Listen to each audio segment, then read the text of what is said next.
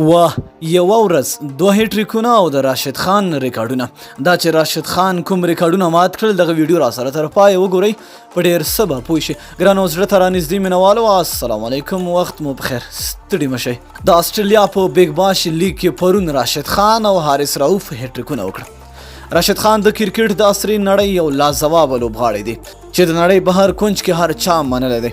که څه هم په بیګ باش لیګ کې د راشد خان لوبډلې 136 منډې هدف وټاکه، خو سیډني سیکسرز لوبډلې هم یاد هدف په 2 وکټو په 19 اوور کې پوره کړ. راشد خان په دې لوبه کې هټریک هم وکړ چې یو ځل بیا د ورزش د نړۍ پام د افغانستان کرکټ ته راوړوي. راشد خان یو وکټ په ایج چې د وکټ ساتونکي لاسونو ته توپ ورغی، بل وکټ ال بي دبليو او درېمه وکټ بولټ آوټ ترلاسه کړ. راشد په 4 اورونو کې 4 وکټ واخیستي او 22 منډې ورکړې. بل خوا په همدې ورځ پاکستانی حارث رؤف هم هټریک وکړ. حارث د سیډني ټنډس لوبډلې 3 وکټې پرله پسې په یو اوور کې ترلاسه کړې. نوموړي دویم بهرنی لوبغاړی شو چې د استرالیا په لیګ کې هټریک کوي، خو حارث تر اوسه د پاکستان لپاره نړیواله لوبه نه ده کړې. خو راځئ پوه شو چې راشد خان په یو هټریک سره څومره ریکارډونه جوړه او مات کړ. لومړی راشد خان اوس په 100 اوریز کرکټ کې 151 وکټې په ال بي دبليو او بولټ آوټ سره اخیستې دي. نوموړي تر اوسه 240 وکټې ترلاسه کړي.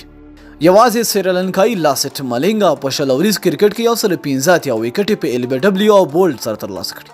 دوهم د 22 منډو په مقابل کې 4 وکټې د اډلایټ سټرایکرز لپاره دویمه تر ټولو ښه توپ اچونه ده. په 2014 زیږدیز کال کې ایش سعودي د سټرایکرز لپاره د 11 منډو په مقابل کې 6 وکټې ترلاسه کړي. بن لالینګ په 2019 زیږدیز کال کې د 6 منډو په مقابل کې 4 وکټې اخیستې دي. دریم د 22 منډو په مقابل کې چې راشد خان د سیکسرز لوبډلې 4 وکټې واخیستلې، دا په ټولو لیګونو کې د راشد خان تر ټولو ښه توپ اچونه ده. نوموړي 2 ځله په نړیواله 100 اوریز کرکټ کې او 1 ځل په شپږیزه کرکټ لیګ کې 4 وکټې اخیستې. څلورم بیا راشد خان په بیګ باش لیګ کې 9 وکټې اخیستې چې دا د اډلایټ سټرایکرز لپاره په دریم مقام کې تر ټولو ډېرې وکټې دي. خو 9 وکټې د بهرنیو لوبغاړو په نوملړ کې تر ټولو ډېرې دي، یوازې راشد او ډواین براو اخیستې. پنځم راشد خان لومړنی بهرنی لوبغاړی شو چې په بیګ باش کې هټریک کوي.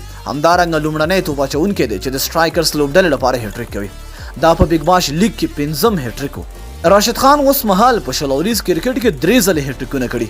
لومړی هټریک په 2019 زیږدیز کال کې په ویسټ انډیز لیګ کې، دویم هټریک 13 کال د آیرلینډ په وړاندې وکړ چې 4 پرله پسې وکټې واخیستلې او همدارنګه دریم هټریک بیا په بیګ باش لیګ کې وکړ.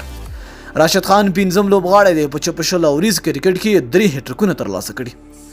انډری رسل، انډرو ټای، امیت مشرا او محمد شامی 4 نور لوبغاړي دي چې په 100 اوریز کرکټ کې 3 ځله هټریکونه کړي دي. دا د راشد خان 200مه لوبه وه چې د 3م ځل لپاره یې هټریک ترلاسه کړل.